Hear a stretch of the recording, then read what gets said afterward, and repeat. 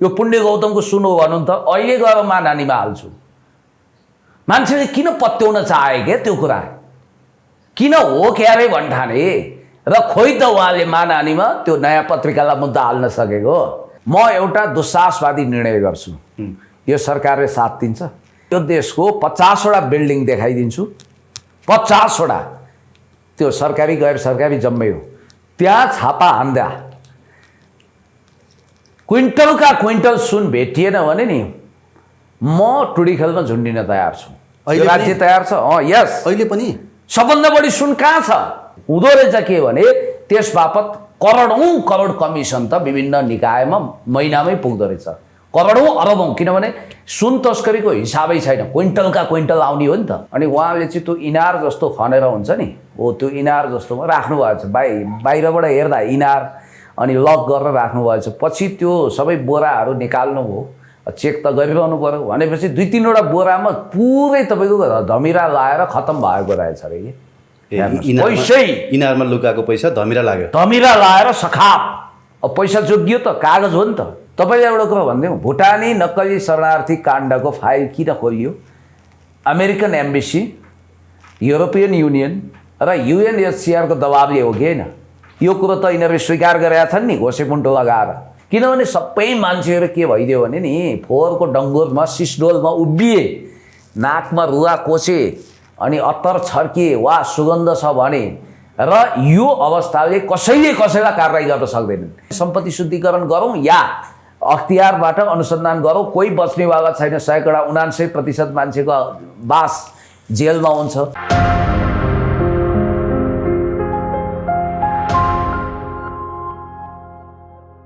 पुण्य गौतमजी हाम्रो फ्रेममा हुनुहुन्छ। पुण्य सर, यहाँलाई हार्दिक स्वागत छ। एकदमै धन्यवाद, नमस्ते। आराम हुनुहुन्छ पुण्य सर? एकदम ठिक छु। सुन काण्ड पछाडि त्यति कुरा गर्न पाएको छैन तपाईँसँग, सुन काण्डको कुरा अलिकति गर्नु पऱ्यो। नुनको हाहाकार छ जुम्लातिर। सांसदहरू फेसबुक स्ट्याटसमा बसेर लाइभ दिएर स्खलित भइरहेका छन्। वास्तविक जनताको मर्म र भावनासम्म पुग्न सकेका छैनन्। समस्याको समाधान हुन नसकेको देशमा स्वाभाविक छ कि सुन काण्डले जुन बवाल खडा गरेको छ र जो एउटा अन्त्यहीन श्रृङ्खलाको रूपमा एकले अर्कालाई दोषारोपण गरेर एउटा मजदुर जो 30,000 कमाउनको लागि रातो दिन खटिन्छ, झुपडपट्टीवाला मजदुर दिलीप भुजेललाई जेल हालेर 4जना एयरपोर्टका कर्मचारी, भन्सारका कर्मचारी सस्पेन्ड गरेर एकाध विदेशीहरूलाई हातमा हतकडी लगाएर यो सरकारले आत्मरति लिइरहेको छ र वास्तविक सुन काण्डका दोषीहरू, अपराधीहरू, तस्करहरूलाई कुनै न कुनै रूपमा उम्किने बाटो देखाइरहेको छ। त्यस्तो सुन काण्डको विषयमा नि अब धेरै कुराहरू त आयो। सुन चाहिँ कसको भन्ने कुरा आएन कि सर?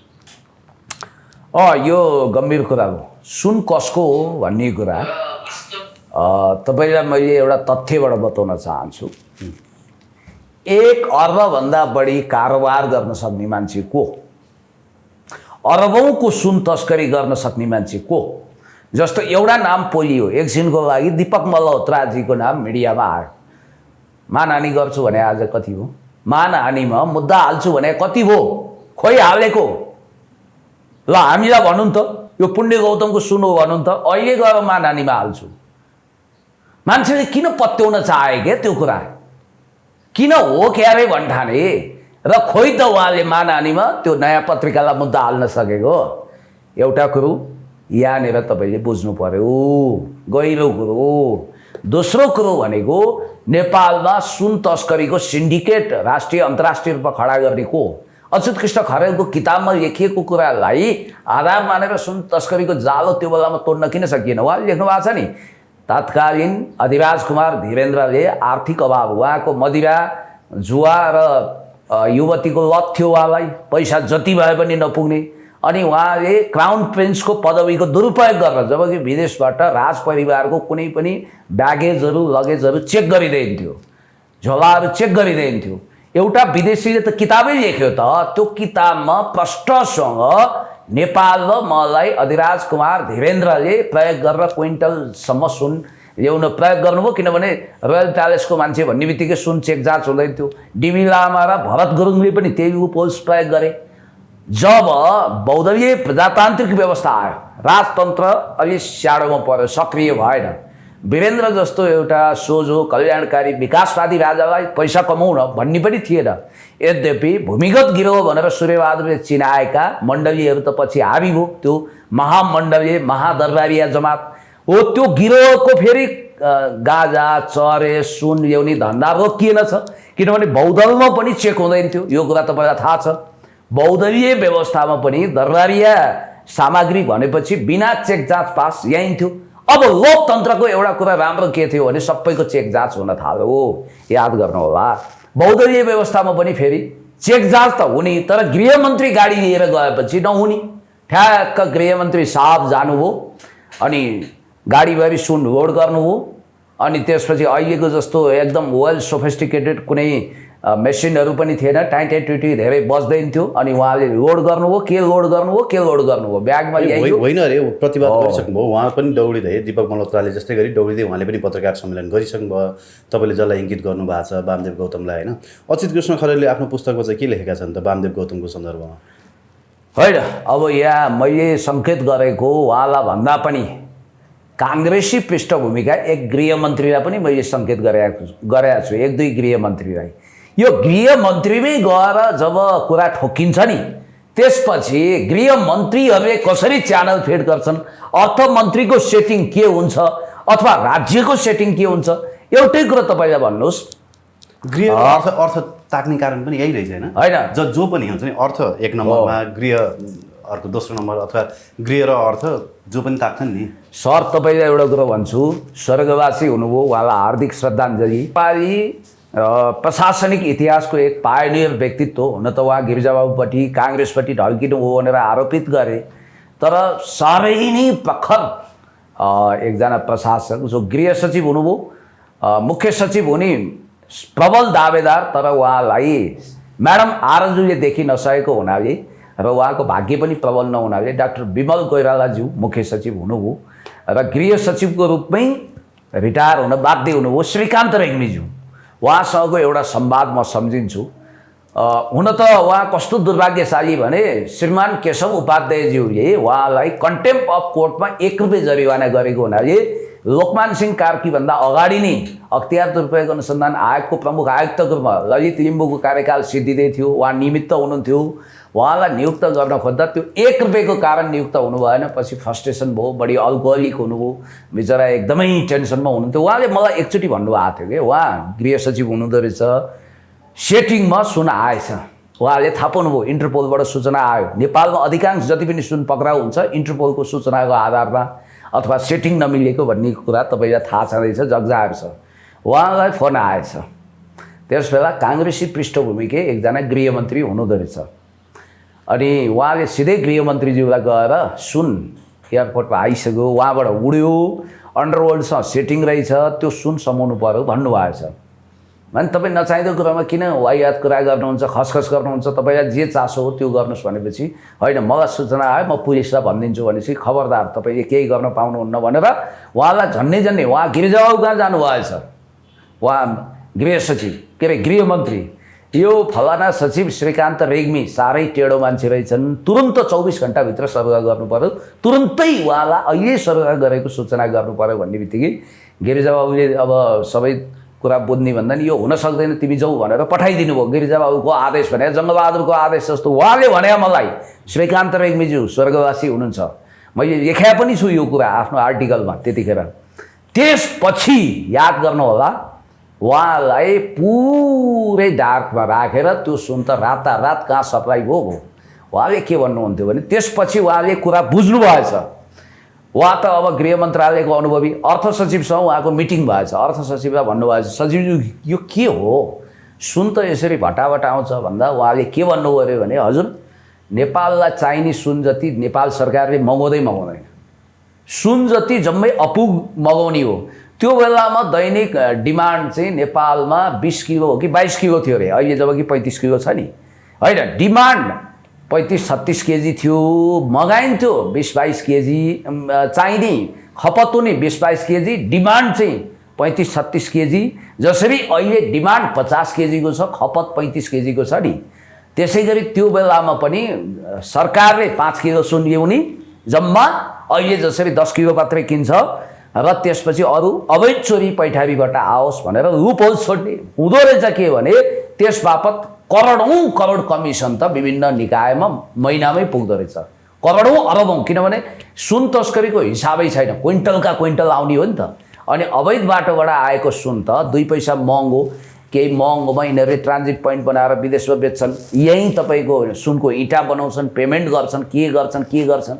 हो यसरी नेपालमा अवैध तरिकाले सुन भित्राउने, त्यो पनि 22 क्यारेट भन्ने बित्तिकै यो सुन कसको हो भनेर डिबेट गर्नुभन्दा पनि किन भित्रियो, कहाँबाट भित्रियो, कसको पेमेन्ट हो, के हो भन्ने कुरो घाँटी कुरा हो। होइन यो त जनतालाई गुमराहमा राख्नु खोजे जस्तो भइहाल्यो नि। यो सुन कसको हो भनेर पुरा क्लियर गरेन भने। अब मैले एउटा ब्लग हेर्दै थिएँ होइन, हाम्रो अरुण के अरे सुवेदी, अरुण सुवेदी, त्यो के वाला रे उहाँ, अब पहिला सल्लाहकार पनि राजनीतिक सल्लाहकार, अनि अर्को एउटा छ नि त्यो केवल कारवाला केवल। उहाँले के भन्नुभयो भने सुन ल्याउनलाई सेटिङ गर्नको लागि विदेशमा पनि केही प्रतिशत खर्च होला। 1 अर्बको सुन ल्याइयो होइन, 1-2% त विदेशमै खर्च होला। त्यस पछाडि प्लेन भाडा भयो, प्लेनमा पनि सेटिङ होला, त्यहाँ पनि 1-2% खर्च होला। भन्सार सेटिङ भयो, यहाँ पनि 1-2% खर्च होला। यस पछाडि फेरि तपाईँको विदेशमा लगेर बेच्ने हो भने, इन्डियातिर लाने हो भने त्यहाँ पनि 1-2% खर्च होला। नेपालमै बेच्ने हो भने पनि 1-2% सस्तोमा किन्लान्, किनभने महँगोमा त चोरीको सुन किन्दैनन्। त्यसो हुँदाखेरि उनीहरूलाई केवल 4देखि 5% मात्रै फाइदा हुन्छ जसले ल्याउँछ भने व्यापारीले यो 4-5%को लागि यति ठुलो रिस्क लिँदैन। यो सुन 3-4वटा प्रकारले आएको हुनुपर्छ भनेर उहाँले ठुलो एनालाइसिस, लगभग 17 मिनटको एनालाइसिस गर्नुभएको छ। पहिलो चाहिँ उहाँले के भन्नुभयो भने नेताहरूले कमिसनको रूपमा लिएको पैसा, भ्रष्टाचारको पैसा चाहिँ सुनको रूपमा कन्भर्ट गरेर डलरको रूपमा ल्याउन नसक्ने हुनाले, ब्याङ्किङ च्यानल मार्फत पैसा ल्याउन नसक्ने हुनाले 10 लाख भन्दाको त आम्दानी स्रोत देखाउनु पर्छ, सुनको रूपमा चाहिँ यिनीहरूले ल्याए भन्नुहुन्छ कि यो कुरा चाहिँ अलिक सत्यता नजिक छ कि जस्तो लाग्छ कि ग्लोबल टेन्डरमा पाएको पैसाहरू चाहिँ यसरी भित्रेको हो कि के हो सर? यो सुन कसको हो त तपाईँले बताउनु होइन। यो यसमा दम छ, एकदम ठिक कुरा गर्नु। नेपालमा कारोबारी अवैध धन्दावाला र जसले नोटहरू घरमा थुपारेर राखेँ नि, मैले अस्तिको तपाईँको प्रोग्राममा भनेको थिएँ, म यहाँ नाम भन्न असमर्थ छु, फेरि प्रमाण जुटाउनुपर्छ, के गर्नुपर्छ। मलाई मुख्य सचिवबाट रिटायर भइसक्यो एकजना महानुभावले घरमा कफी खुवाउँदै भनेको कुरा म तपाईँलाई भन्दैछु। एकजना नेपालको धन्दा सेठ जसको राजनीतिमा पनि दिलचस्पी छ र 2 नम्बरी धन्दा गर्नुहुन्छ, जग्गाको ठुलो कारोबार गर्नु हो, नाफा कमाउनु हो, ब्याङ्क स्याङ्कमा पनि लगानी छ, उहाँ छ अकुत पैसा। उहाँले के गरिदिनु भएको छ भने त्यही त हो, अब बोराका बोरा पैसा त अब डम्पिङ गर्नु पऱ्यो, अन्त लगेर भएन। अनि उहाँले चाहिँ त्यो इनार जस्तो खनेर हुन्छ नि, हो त्यो इनार जस्तोमा राख्नु भएको छ। बाहिरबाट हेर्दा इनार, अनि लक गरेर राख्नु भएको छ। पछि त्यो सबै बोराहरू निकाल्नु भयो, चेक त गरिरहनु पऱ्यो। भनेपछि 2-3वटा बोरामा पुरै तपाईँको धमिरा लाएर खत्तम भएको रहेछ अरे। पैसै इनारमा लुकाएको पैसा धमिरा लाग्यो, धमिरा लाएर सखाप। अब पैसा जोगियो त, कागज हो नि त। भनेपछि ज्यान पनि खतरा सबै हो नि। तर घरका इँटा बनाउँदा अथवा लेनिनले भन्नुहुन्थ्यो सुन कहिले पनि खिया नलाग्ने पहिलो धातु हो, यसलाई टोयलेटमा राखिदिउँ। अब लेनिनवादी त सच्चा रूपमा डिबी लामा र भरत गुरुङ भएछन्, पछि सुनकै टोयलेट बनाएछन् उनीहरूले। भन्नाले एउटा कुरो के छ भने साँच्चै हो र त्यो, यो स्पष्ट साँच्चै हो। हरिबहादुर थापाको रजगज भन्ने किताब हेर्नु न, त्यो त स्पष्ट कुरा हो नि। दरबारले अनुसन्धान गरेर पछि वीरेन्द्रले, जब त्यो तपाईँलाई थाहा छ दरबारको भूमिगत गिरोहसँग उनीहरू जोडिया थिए, परेको टोसल के हो भने धीरेन्द्रको श्रीमती भनेको ऐश्वर्या रानीको बहिनी, र धीरेन्द्रको मन स्थिर भएन, देशी विदेशी केटीहरूसँग धेरै चलखेल गर्ने भएपछि रानी ऐश्वर्यालाई शङ्का लागेछ, धीरेन्द्रलाई कसले बिगारिरहेछ भन्दा यिनै तत्त्वहरूको नाम ठ्याक्क अगाडि आएपछि अब यिनीहरूलाई पक्रिएर कारवाही गर्नु पऱ्यो। डिबी लामाले आफ्नो किताबमा पनि धेरै कुरा लेख्नु भएको छ, तर तथ्य ढाकछोप गर्न खोज्नु भएको छ। जबकि नेपाल प्रहरीलाई सुधार गर्ने कुरोमा बिचरा धेरै पढे लेखेको होइन, मुक्ति सेनाबाट जागिर खानु हो, आफ्नै बुवालाई गिरफ्तार गरेर बडुवा पनि हुनुभयो, आफ्नो काङ्ग्रेसी बुवालाई। उहाँको सबभन्दा ठुलो कमजोरी त्यति साहसी दुस्साहसी मान्छे। सर्प चाहिँ उहाँले टिभीमा देख्नु भने नि तर्सिनुहुन्थ्यो अरे। सर्प लगेर विष नभएको सर्प साँपहरू लगेर यसरी तेर्साएको उहाँले सबै बयान दिनुभएको छ। भनेपछि त्यतिखेरको अवस्थामा सुन तस्करीको ऱ्याकेटै चलेको रहेछ। दरबारको ब्यागेजहरू कहिले पनि चेक नहुने, त्यहाँबाट चरेस गाँजा मूर्ति सप्लाई हुने, के गर्ने त्यो धन्दै थियो, ऱ्याकेटै थियो र त्यो परम्परा कहिले पनि रोकिएन। भनेपछि हामी वैधानिक रूपमै हाम्रो देशलाई चाहिने सुन मगाउँदैनौँ। याद गर्नु होला, खपत हुने सुन पनि चोरी पैठारीबाट ल्याउनु पर्ने, राज्यको पोलिसी नै सुन तस्करी बढुवा गर्ने भयो, सुन तस्करीलाई प्रश्रय दिने भयो। दोस्रो, तपाईँले भने जस्तो अहिले नोटहरू असुरक्षित भए, भोलि नोटबन्दी गर्यो भने के होला कल्पना गर्नु त। राज्यले 500 र 1000 को नोटबन्दी गरिदियो भने पैसा त भुस भयो, आम्दानीको स्रोत देखाउनु पर्यो कि मोदीले त्यसै गरिदिएको कालाहरूलाई। अब यहाँनिर अर्को खतरा के हो भने तपाईँसँग यदि गोल्ड छ भने सुन यस्तो धातु हो जो कहिल्यै नष्ट हुँदैन, अनि सुन बनाएर त्यो पैसाले सुन किने यिनीहरूले एकछिनको लागि। तपाईँले भन्न खोजेको त्यही हो, त्यो सही कुरा पनि हो। तपाईँसँग 1 अरब रुपियाँ छ, 1 अरबको सुन किन्नुभयो तपाईँले, मानौ त्यो 150 केजी तपाईँले किन्नु एकछिन फर इक्जाम्पल। अब तपाईँलाई के को डर, तपाईँले इँटा बनाइदिनुहुन्छ, राख्नुहुन्छ, केही संरचना बनाउनुहुन्छ, सुन कहिल्यै खिया लाग्दैन, तपाईँको 20 पुस्तासम्म रहने भयो नि, त्यो कहिल्यै केही हुँदैन नि त। फेरि लाइफ टाइम हजारौँ वर्षसम्म पनि सुन केही नहुने र कुनै दिन उनीहरूले त त्यसलाई वैधानिकता दिन पनि सजिलो, अन्तर्राष्ट्रिय गिरोहसँग उनीहरूको सम्बन्ध भयो भने यहाँबाट सुन अर्को देशमा पास गर्न पनि सजिलो भयो। भन्ने बित्तिकै सुन यस्तो धातु भयो उनीहरूको लागि सञ्जीवनी बुटी सधैँभरि। अनि त्यसपछि यहाँ तपाईँले देख्नु भएको छ नि, सुन चाँदीको कारोबार गर्नेहरूले बिल त जसरी पनि यिनीहरूले बनाइहाल्छन् सेटिङमा।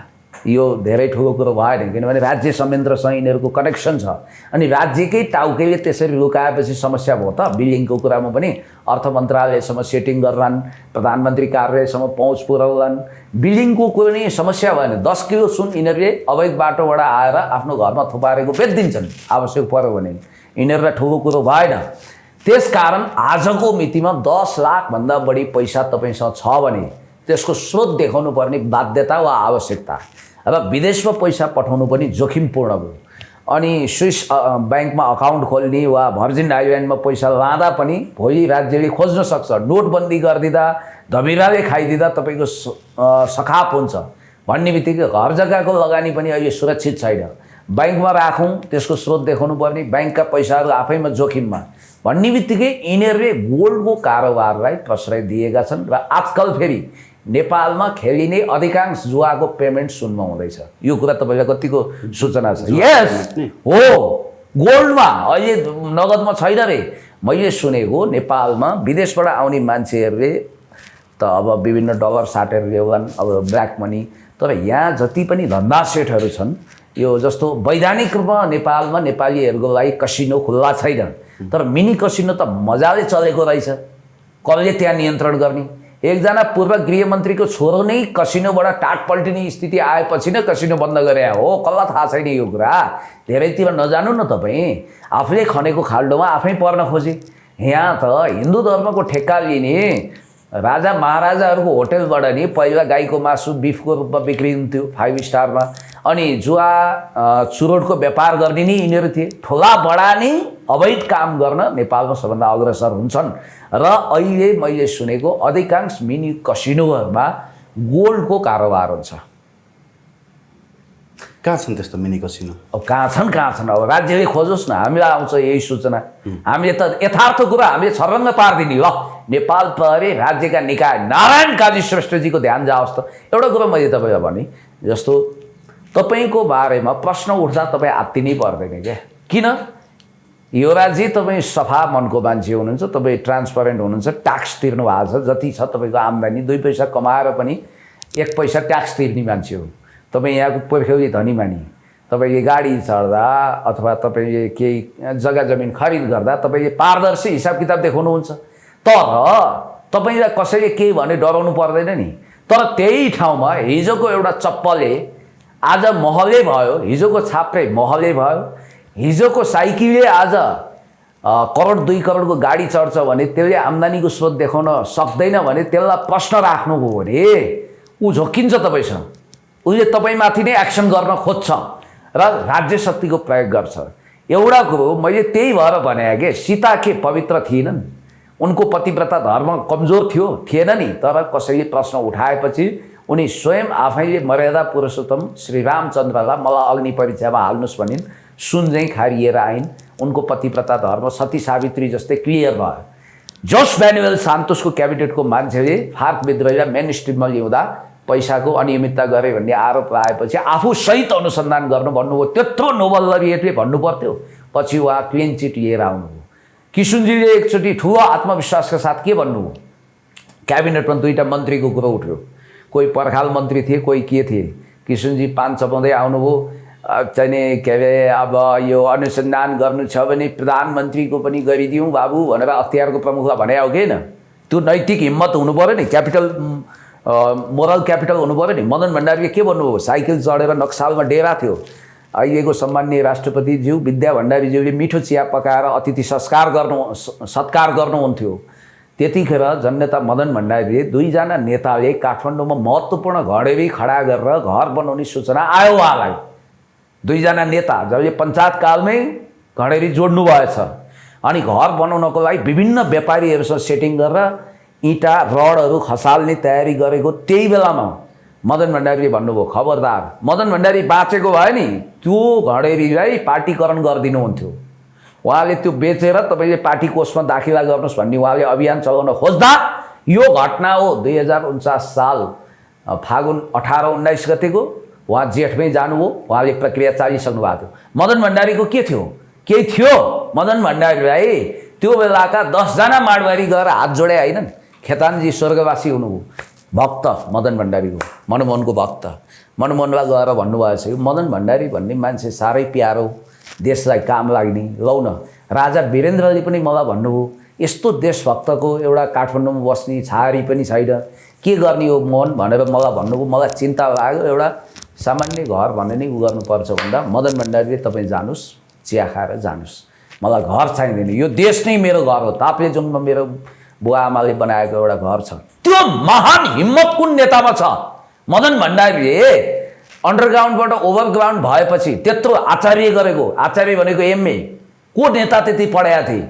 उहाँले चाहेको भए त्यो 4 वर्षमा काठमाडौँमा 2-3वटा घडेरी जोडेर गाडी जोडेर बन्दोबस्त गर्न सक्नुहुन्थ्यो। गरेका थिए नि त, पञ्चायतकालमै गरेका रहेछन् त। पञ्चायतकालमै काठमाडौँमा घडेरी जोड्ने हिम्मत कसरी होइन र भन्ने बित्तिकै मोरल क्यापिटल हाई छैन अहिलेको लिडरसिपमा। अब नारायण काजीजी पनि ढुक्क हुनु पऱ्यो नि त। उहाँले भन्नु पऱ्यो, ममा केही छैन, मैले हाइड्रोमा पनि लगानी गरेका छैन, कुनै कमान सिंह लामाको बारेमा आएका कुराहरू पनि फेक हुन्, मैले कुनै करोडौँ पैसा जोडेको छैन, मैले सेटिङ गरेर विभिन्न खालका ठमेलमा होटलमा लगानी गरेको छैन, यो वाहियात मिथ्या आरोप हो, म करोडौँपति भएको छैन, अरूलाई धनी बनाएको छैन, म क्लिन छु, के को फेक्री, ममाथि अनुसन्धान गर्नुहोस् भनेको भए वाह क्या बात, तपाईँले क्लिन चिट लिने निर्दोषिता साबित गर्ने मौका पाउनुभयो भन्थ्यौँ हामी। म त के भन्छु भने 2007 सालपछि उच्च स्तरीय छानबिन आयोग बनाएर लाभको पदमा पुगेका मन्त्रीदेखि वडाध्यक्षसम्मको सम्पत्ति जाँच गर्नुपर्छ। अब अर्को कुरा के आयो भने नि, यो सुन कतै इन्टरनेसनल टेररिस्ट एक्टिभिटिजहरूलाई फन्डिङ गर्नको लागि पनि आएको हुनसक्छ भन्ने प्रसङ्ग अरुणजीले उठाउनु भएको छ कि मलाई कता कता त्यो कुरा हो कि जस्तो पनि लाग्यो। किनभने कतिपय ठाउँमा हतियार तस्करीको कुराहरू आइरहेछ। अस्ति एकजना बाबाजी आएर यहाँ इन्टरभ्यू दिनुभयो, उहाँले दाउदका सहयोगीहरू नेपालमा को छन् भन्ने कुरा पनि एक्सपोज गर्नुभयो। तपाईँले सायद डरलाग्दो भिडियो थियो, तपाईँले हेर्ने, तपाईँले पब्लिस गर्ने हिम्मत गर्नुभएको छ। हेरेँ मैले अब टप टु बटम। अब कि त उयो सरोजराज जस्तो भइएला, नभए नाम कमाइएला भनेर हालियो। होइन, तपाईँको आयु लामो छ, केही नहोस्। होइन, त्यो हुनसक्छ, किनभने यो विषयमा चाहिँ कसैले पनि ध्यानै दिएको छैन। कि त नेताहरूकै पैसा हुनु पऱ्यो, यो सुन नेताहरूकै हुनु पऱ्यो, नत्र भए त्यसरी चाहिँ उहाँको हिसाबले कि त भारतको निर्वाचनलाई फन्डिङ गर्न आएको हुनु पऱ्यो, कि त यो टेररिस्ट एक्टिभिटिजलाई फन्डिङ गर्न आएको हुनु पऱ्यो भन्नुभएको छ कि मलाई कता कता यी कुराहरूमा पनि सत्यता होइन। अस्ति एउटा अन्तर्राष्ट्रिय संस्थाले थर्ड वर्ल्ड कन्ट्रीमा अहिले जति पनि युद्धको प्रोजेक्सन भएको छ त्यहाँ जति पनि हतियारहरू पुगेका छन्, जस्तो मणिपुरमै हेर्नुहोस् न, हतियार पुगिरहेछ नि त। लिथल नन लिथल वेपन, घातक गैर घातक हतियार, यतिसम्म कि रासायनिक हतियारसम्म केवल डलरको आधारमा पेमेन्ट भएको छैन। तपाईँ यु आर एब्सोल्युटली करेक्ट। सुन जस्ता बहुमूल्य धातु पेमेन्टको रूपमा आतङ्कवादीहरूले लिएका छन् र हतियार कारोबारीहरूले त्यहाँ सेटिङ गर्न खोजे। किनभने अहिले इलिगल मनीलाई चाहिँ, किनभने पेपरको नोट अहिले फेज आउट गर्न खोजे, सबैको डिजिटलाइज भयो भन्ने बित्तिकै त्यसको रिप्लेसमेन्ट के भन्दा गोल्ड यस्तो फिक्स प्रपर्टी हो जो कहिल्यै नाश भएर जाँदैन। गोल्डको त्यति महत्त्व हुन्छ होइन। अरू कुरा किन गर्नु, हार्दिक श्रद्धाञ्जली दिउँ, देशलाई माया गर्नुहुन्थ्यो। धेरै वर्ष अगाडि एक सञ्चार उद्यमी हुनुहुन्थ्यो जसलाई दाउद इब्राहिमसँग जोडिएको भनेर भारतीय खुफिया एजेन्सीको सेटिङमा भनिन्छ। त्यतिखेर उहाँलाई गोली हानेर दिनदहाडै हत्या गरियो। उहाँ मुस्लिम मुलको हुनुहुन्थ्यो। उहाँलाई 80 किलो सुन दिएर अन्डरवर्ल्डको डनले नेपालमा मिडिया हाउस सञ्चालन गरेर भारत विरोधी प्रोपोगन्डा गरायो भनेर इन्डियन अखबारले त ब्यानर न्युज छापे त। ती कुराहरू त छन् नि, प्रमाणसहित छ हामीसँग भने। मैले तपाईँलाई के भनौँ भने नेपालमा आगामी दिनमा नेपाललाई डोमेस्टिक भाइलेन्समा अब द्वन्द्व गराउन चाहने, जातीय साम्प्रदायिक धार्मिक लडाइँ गर्न चाहनेहरूले अहिले प्रशस्त हतियार भित्राउने स्थिति बनाएका छन्। हतियारले प्याक गरेका छन्। त्यो अवस्थामा पेमेन्ट केबाट त भन्दा गोल्डबाट हुनसक्छ, आयोजनको लागि खर्च भएको हुनसक्छ। नभए एउटा कल्पना गर्नुहोस्, नेपाललाई चाहिने बाँकी 25 किलो सुन रहेछ नि त 35 मध्ये। तपाईँले भन्नुभयो खासै नाफा पनि छैन, सबैतिर सेटिङ गर्दा अलिकति 2-4% खानी हो होइन। म काट्दा हात पनि चाट्न नपाइने सुन ल्याउनको लागि डलर साट्नु पर्यो। डलर साट्दा पनि तपाईँको केही पर्सेन्ट जान्छ। अनि त्यहाँ सेटिङ गर्दाखेरि जान्छ, प्लेनमा जाला, तपाईँको यहाँ भन्सारमा जाला, नेताहरूलाई दिनु पर्ला, यहाँ प्रहरीलाई दिनु पर्ला, सबैलाई दिँदाखेरि कति बच्छ त भन्नुहुन्छ कि होइन। यहाँ अरबौँ कालो धन हुनेवालाहरूले सिधा भाषामा भन्नुपर्दा 4वटा कुरा गरौँ न। एउटा, अरबौँ अवैध पैसा हुनेहरूको पैसा सुरक्षित नभएपछि त्यो पैसामा सुन किन्ने हुनाले नेपालमा अवैध चोरी पैठारीबाट व्यापक सुन आउनु पर्यो, नम्बर 1। नम्बर 2, अर्को इमेजिन गरौँ, 2 पैसा नाफाको लोभमा नेपाललाई ट्रान्जिट पोइन्ट बनाएर केही सुनहरू विदेशी बजारमा भित्रिन्छन् र विदेशी व्यापारीहरूले पनि नेपाललाई ट्रान्जिट बनाएर उता सप्लाई गरेका हुन सक्छन्। नम्बर 2 त्यो सम्भावना। नम्बर 3, हतियार कारोबारी। त्यो हतियार मात्रै हो र लागु पदार्थका कारोबारीहरूले पनि सुनमा पेमेन्ट गर्न थाले भन्ने कुरा हामीले सुन्यौँ, किनभने महँगो छ नि त। अनि चौथो, जस्तो यो ग्याम्बलिङ, जुवा आदि इत्यादिमा पेमेन्ट पनि सुनबाट हुन थाल्यो भन्ने बित्तिकै अब त करिब या त तपाईँको अब क्रिप्टो करेन्सीको जमानामा अब तपाईँले पेपर नोटहरूको अस्तित्व समाप्त हुन थाल्यो। ई पेमेन्ट छ जहाँ पनि, ई सेवा लागु छ। सबै कुराको कारोबार सिस्टमेटिक बनिसकेपछि अब तपाईँले नोटहरूबाट कारोबार गरेको कुरामा स्रोत खोज्न थालिसकेपछि सुन त तपाईँले लुकाउन सक्नुहुन्छ। अनि लुकाएको सुनबाट पेमेन्ट गर्न सक्छन्। त्यो भएपछि याद गर्नुहोला, भारतमा अस्ति देख्नुभयो नि, तमिलनाडुकै कहाँ इन्कम ट्याक्स अफिसरको अफिसले 7-8 क्विन्टल, यो जयललिता मुख्यमन्त्री हुँदाको कुरा हो, 7-8 क्विन्टल सुन 8वटा घरबाट मेजर अपरेसन गरेर निकाल्यो। सब के रहेछ भने कोही फल सिलिङमा राख्ने, कोही इँटा बनाएर राख्ने। अब यस्तो न छ। त्यही त, भारतीय नेताहरूको पनि करप्सनको पैसा चाहिँ त्यसरी सुनको रूपमा यहाँबाट तस्करी भएको हुनसक्छ हुनसक्छ। ओके, अब एउटा कुरा नि, जस्तो सुन समातियो पछाडि अस्ति रवि लामिछानेले पनि भन्नुभयो भरियालाई च्याप्प समात्यो। त्यो भरियालाई जान दिएको भए गोदामसँग जान्थ्यो होला, गोदाममा गएको भए मालिक भेटिन्थ्यो होला। तर त्यो दिन भरिया मात्रै समात्यो। 7 दिन पछाडि 8 दिन पछाडि गएर गोदाममा छापा मार्छ। अनि के भन्छ भने सुन व्यवस्थापन गरिसकिएछ भन्छ क्या। सरकारले तदनुरूपता साथ यो सुन इन्भेस्टिगेसनमा लागेको जस्तो चाहिँ मलाई लागेन। किनभने भन्सारको CCTV फुटेज तपाईँको 7 दिन पछाडि चाहिँ गएर क्याप्चर गर्छ। अनि त्यो जो भन्सारको जुन हाकिम छन् तिनलाई चाहिँ निलम्बन गर्छ। तिनलाई समातेर कोरेर हान्नुपर्ने हो कि निलम्बन गर्नुपर्ने हो? तिनले त बग्थे होलान् कसको सेटिङमा भएको।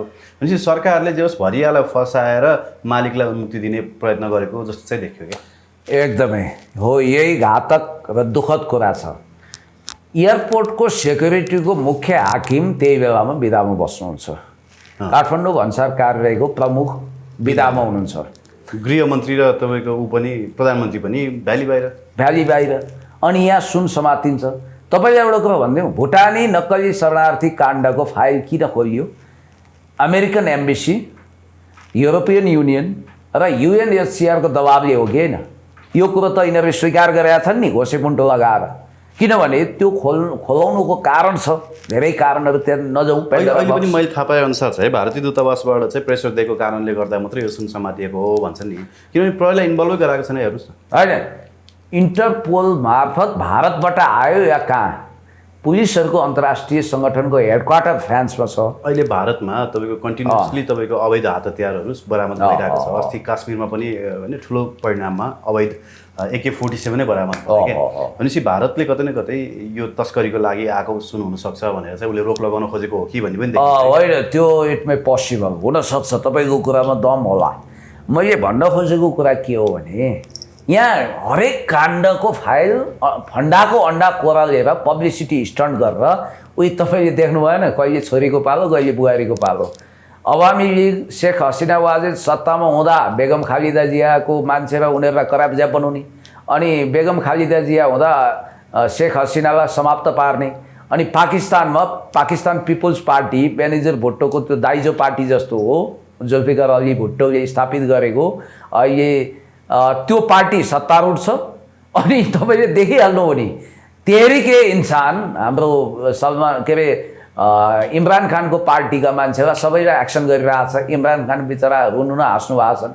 इमरान खानको पार्टी सत्तामा हुँदा सुशासनको पक्षमा केही गर्न त खोज्यो, तर प्रतिशोध र बदलामा गयो। यहाँ पनि के देखियो भने नि राज्य संयन्त्र भनेको चाहिँ प्रतिपक्षलाई दमन गर्ने हतियार र प्रतिपक्ष नङ्ग्याउने हतियार जस्तो।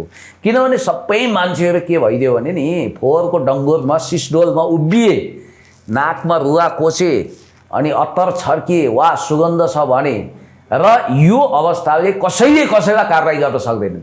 यिनीहरू सत्ताबाट बाहिर निस्किने बित्तिकै यिनीहरूमाथि बढी शिविरको घोटालादेखि सबै फाइल खोल्ने। किनभने सम्पत्ति शुद्धिकरण गरौँ या अख्तियारबाट अनुसन्धान गरौँ, कोही बच्नेवाला छैन। 99% मान्छेको बास जेलमा हुन्छ।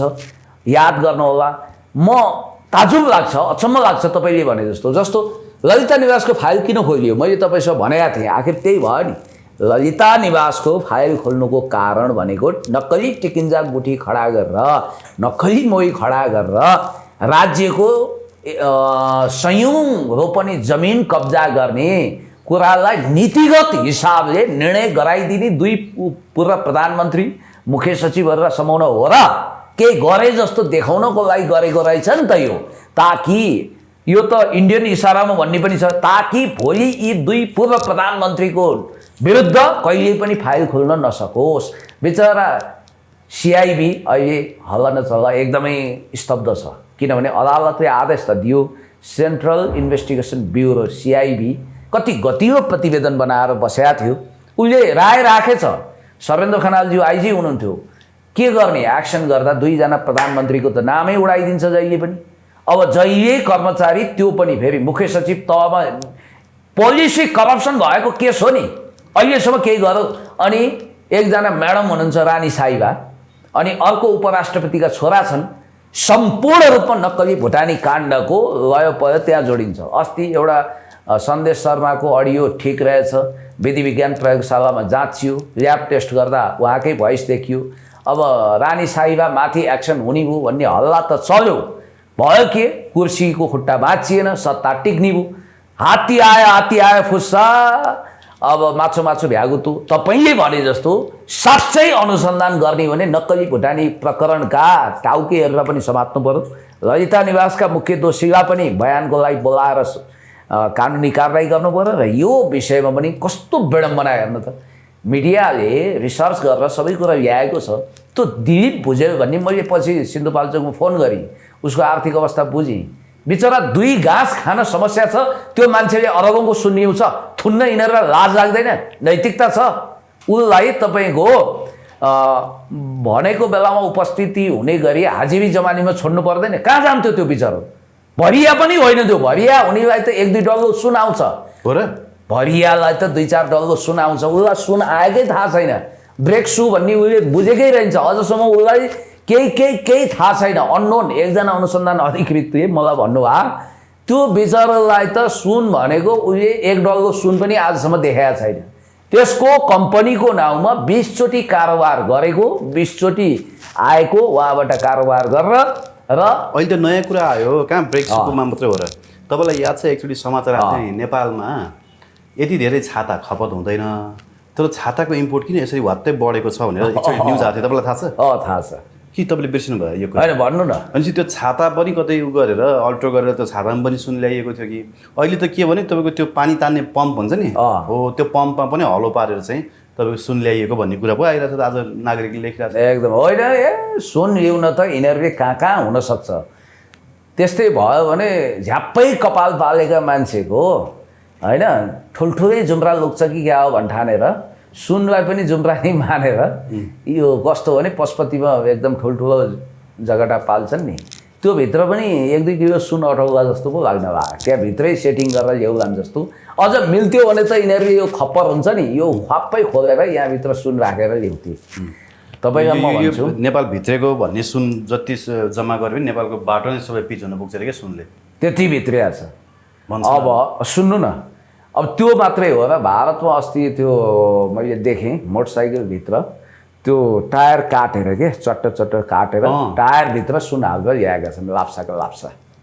यहाँ पनि त्यो गरेनन् भन्ने के जरुरी छ? होइन यो राज्य हवाई मार्गबाट मात्रै होइन स्थल मार्गबाट कति सुन भित्रियो, कहाँ भित्रियो? स्थल मार्गबाट त बिचराहरू यसरी 100 केजी ल्याउन सक्दैन नि, 1-1 केजी यसो लुकाएर छिपाएर ल्याउने हो। 1-1 केजीले पनि ती चाहिँ झोले पोके, ती त टोलेगुन्डा झोले पोके टोलेगुन्डा टाइपका भए होइन। होइन यस्तो हो यो देशमा सुनको बारेमा यस्तो सतै कर्मकाण्डी मान्छेको आँखामा छारो हाल्ने स्टन्ट गर्ने भाषणबाजी गर्ने तपाईँको मालिक कहिले देखा नपर्ने अनिखेरि सुन आयो भनेको छ।